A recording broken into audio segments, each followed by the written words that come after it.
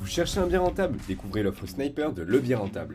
Un accompagnement 100% personnalisé pour trouver votre bien idéal en moins de 6 mois. Bénéficiez d'un professionnel dédié, de notre service de chasse immobilière, puis d'un accompagnement unique sur l'ensemble de votre projet. Nos experts vous guident à chaque étape, une sélection sur mesure répondant à vos besoins. Tout cela à partir de 4 997 €, satisfait ou remboursé. Lebienrentable.fr, plus que des experts, nous serons vos partenaires. Si vous voulez en savoir plus, cliquez sur le lien en description. Hello à tous et bienvenue dans ImoTrotter, votre raccourci vers l'expertise immobilière. ImoTrotter, ce sont des petits épisodes au format court et ludique où j'explore avec vous des astuces pratiques et anecdotes de mon quotidien de chasseur immo. Que vous soyez un novice curieux ou un investisseur aguerri, chaque épisode de ImoTrotter est conçu pour vous offrir des informations précieuses en un temps record. Si vous aimez ce nouveau format, n'oubliez pas de vous abonner, de laisser un commentaire et surtout de le partager avec vos amis. Alors attachez vos ceintures et c'est parti pour un nouvel épisode d'ImoTrotter. Hello les amis et bienvenue dans ce nouvel épisode d'ImoTrotter. C'est Jérôme, je suis ravi de vous retrouver. Aujourd'hui on va parler prêt bancaire, on va parler dette, on va parler gros sous. Comment faire pour lever le plus d'argent possible en un minimum de temps. Alors, c'est vrai que le sujet du dossier bancaire, du passage devant le banquier pour décrocher un crédit, c'est quelque chose qui peut faire peur à beaucoup d'entre vous.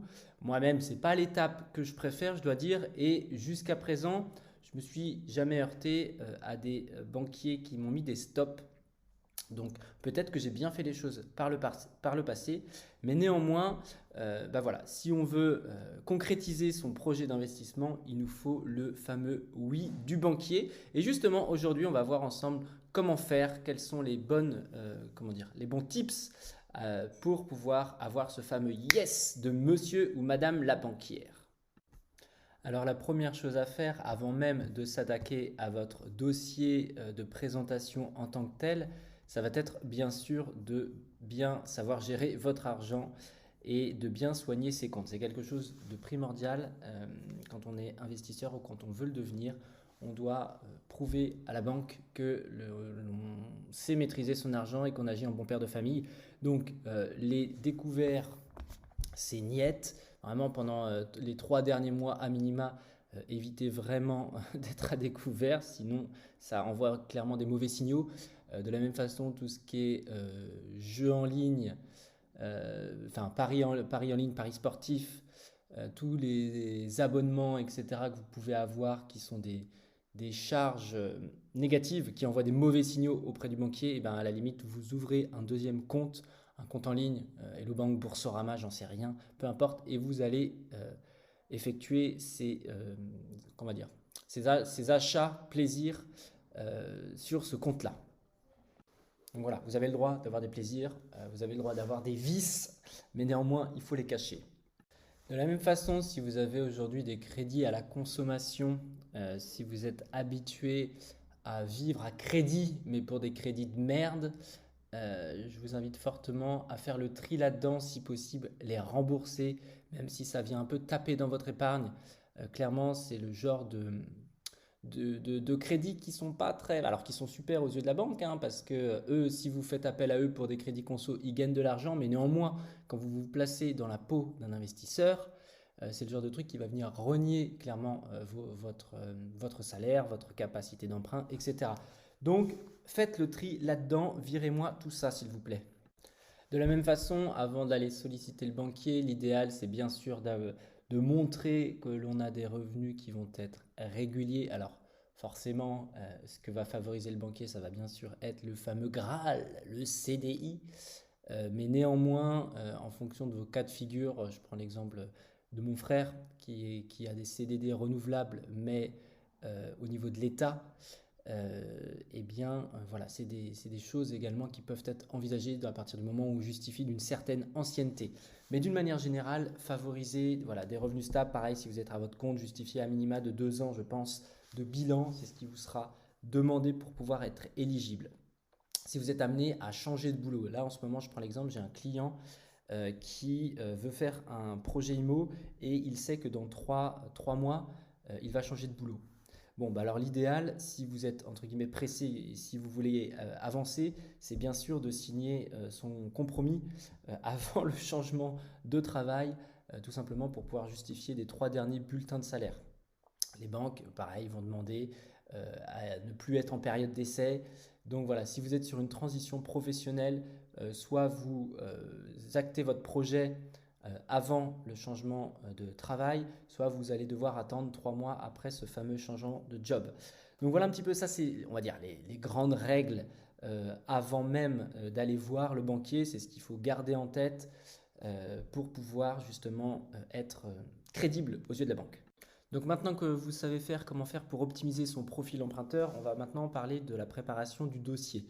Alors c'est hyper important d'avoir un dossier bien structuré et bien préparé. Ça montre aux banques que vous êtes un emprunteur qui va être sérieux et qui va être fiable. Moi je me souviens la première fois que j'ai demandé un crédit pour du locatif, donc c'était 2019 ou 2020, quand j'ai redémarré mes investissements. J'avais fait une étude de financement, un dossier PowerPoint à l'époque, et je me souviens que le banquier que j'avais sollicité m'avait dit « Waouh, je n'ai jamais vu ça ». J'avais fait un dossier hyper complet, hyper structuré, et en fait, je démontrais par A plus B que le projet que je présentais, eh ben, il était viable, il était mortel, et que la banque n'avait aucune raison de me mettre un stop. Donc, comment doit être structuré un dossier? De quoi on parle finalement dans un dossier bancaire? Eh bien, on parle déjà du projet. Quel est le projet? Qu'est-ce que vous voulez acheter? Donc, ça peut être par exemple la désignation du bien. Donc, je souhaite acheter un immeuble de 200 mètres carrés situé à telle adresse, composé de tel type de logement. Donc voilà. Après, ce que je vous invite à faire, c'est de parler de l'étude de marché. Alors, l'étude de marché, vous devez parler de la ville dans laquelle vous voulez investir, potentiellement du quartier, du secteur, et montrer un petit peu quels sont les attraits. Pourquoi stratégiquement le bien il est intéressant. Pourquoi vous allez vous positionner. Alors ça peut être la présence de lignes de transport, les universités, supermarchés, les commodités, tout ce que vous voulez. Bref, vous devez prouver que vous avez bien étudié votre secteur. Ensuite, parlons un petit peu des chiffres. Quels sont un petit peu les loyers que vous allez pouvoir en tirer. Vous pouvez montrer que vous avez fait des recherches sur des biens similaires sur le marché. Vous pouvez également trouver de la data sur Internet pour voir un petit peu la tension locative et l'estimation des loyers. Donc en parlant d'ailleurs de tension locative, vous pouvez de la même façon montrer à la banque que voilà, vous avez créé une annonce, une fausse annonce. Moi, à chaque fois que je teste un nouveau marché, c'est la première chose que je fais.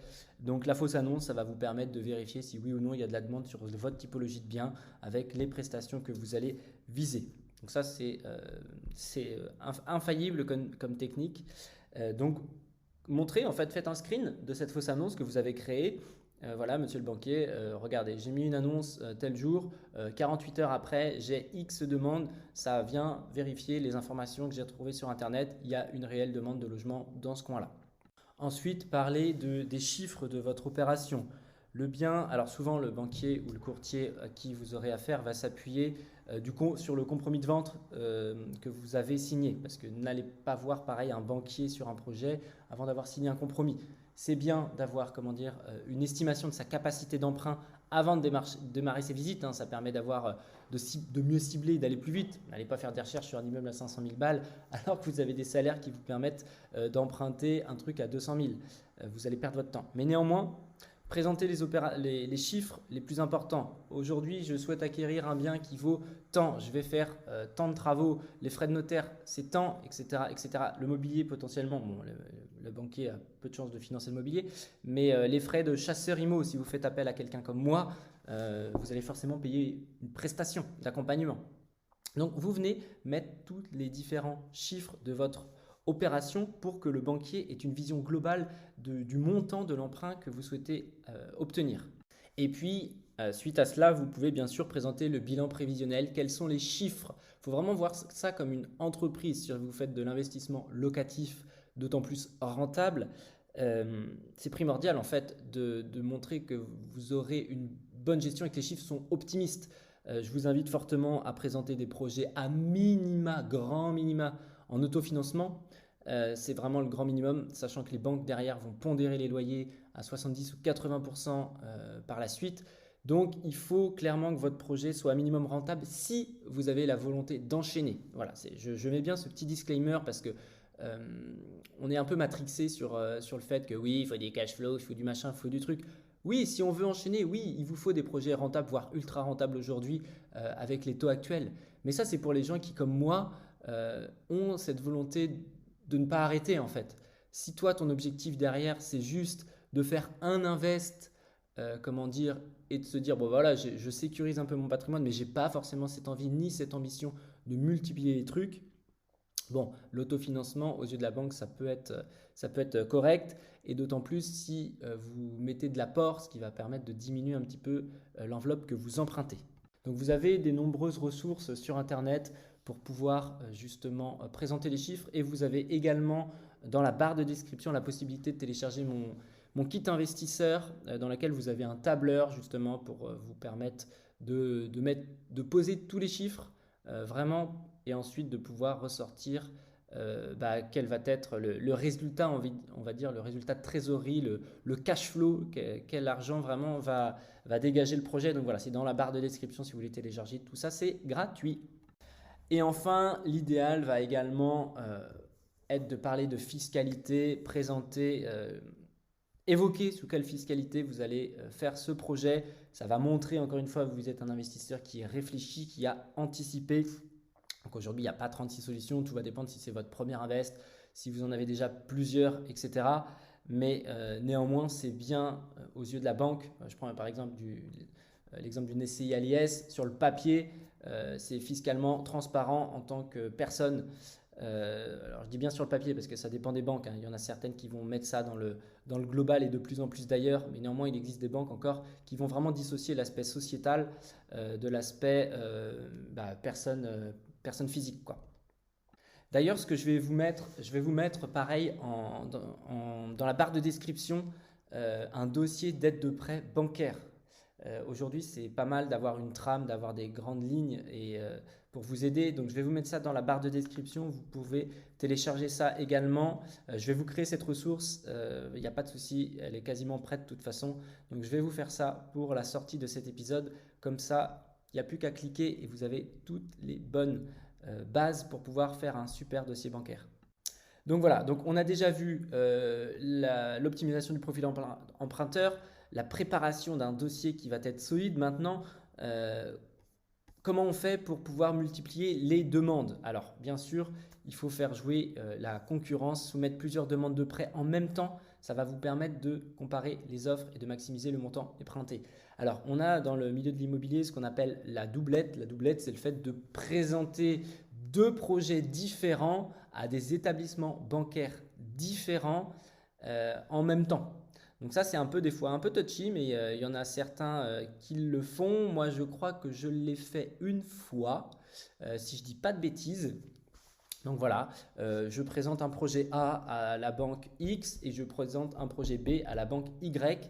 Et l'idée, c'est que l'acte de réitération, donc l'acte de vente, intervienne quasiment, on va dire, en même temps pour pas qu'il y ait de regroupement bancaire pour vérifier un petit peu le patrimoine actuel. Donc c'est un peu touchy, d'autant plus que maintenant, je crois que les banques ont un fichier vraiment commun qui va leur permettre de vraiment bien balayer le patrimoine de la personne.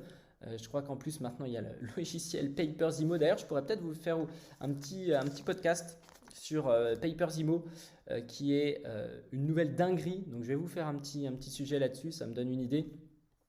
Donc, voilà. Mais toujours est-il que vous pouvez faire jouer des demandes un petit peu simultanément. Vous pouvez également utiliser des courtiers pour soumettre des demandes à plusieurs établissements. Et bien sûr, utiliser les différentes offres pour négocier les meilleures conditions. Alors, j'ai tendance à dire que quand on veut faire du one shot, à la limite, vous pouvez faire votre bâtard. Vous pouvez, négocier comme un pouilleux histoire de décrocher votre crédit. Néanmoins, quand on est dans une logique d'investisseur long terme, un banquier, un établissement bancaire, c'est un partenaire. Si vous avez la volonté d'enchaîner, il faut absolument, choyer cette relation bancaire. Donc, c'est du donnant-donnant. Il faut vraiment le voir comme un partenaire long terme. Donc, jouer le jeu aussi du banquier. Jouer le jeu du banquier, c'est quoi? C'est par exemple, prenez un téléphone, ouvrez un téléphone, prenez la carte bancaire, prenez les assurances PNO chez lui, etc., etc. Il faut vous dire que le banquier aujourd'hui, c'est un commercial. Il est là pour faire du chiffre, il est là pour valider des objectifs. Aidez-le à remplir certains objectifs. Ça vous coûte quoi d'ouvrir une PNO chez lui? Ça va rien vous coûter de plus qu'une PNO en ligne que vous aurez, ou alors ça va vous coûter une dizaine d'euros par an. C'est rien par rapport aux centaines de milliers d'euros qu'il va vous prêter. Ayez vraiment cette logique de gagnant-gagnant. D'une manière générale, dans l'immobilier, c'est un conseil qui vaut, moi qui suis chasseur IMO, qui ai fait 90-100 projets.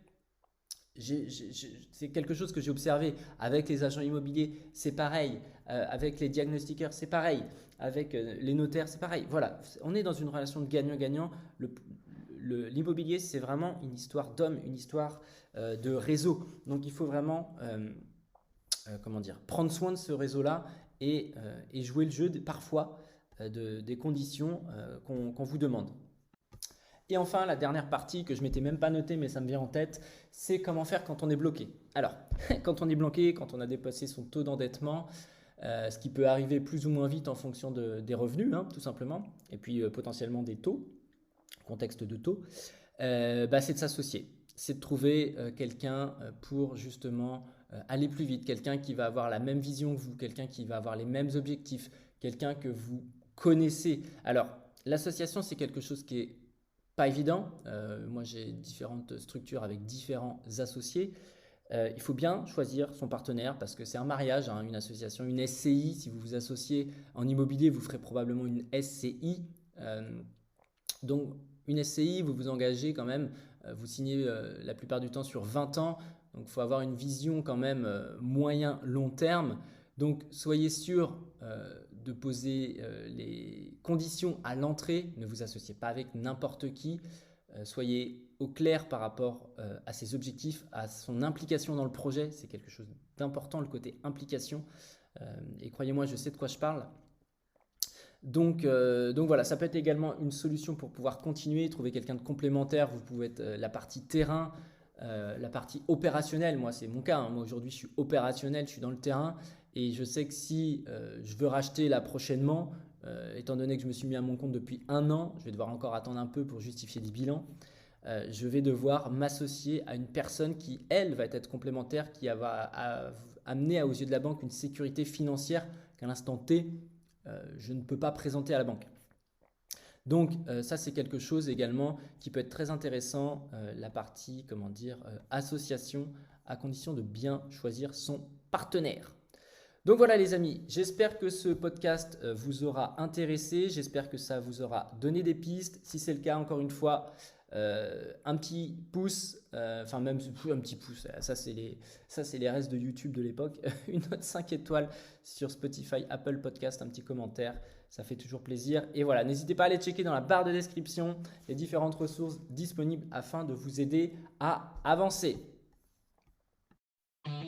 Pour aller plus loin dans votre expertise IMO, vous pouvez rejoindre ma newsletter dans laquelle je vous partage une actualité décryptée, des conseils et astuces ainsi que plein d'autres exclusivités. En bonus, recevez mon e-book Dénicheur de pépites, un guide de 70 pages pour monter en compétences à vitesse grand V. Le lien de la newsletter est dans la description de l'épisode.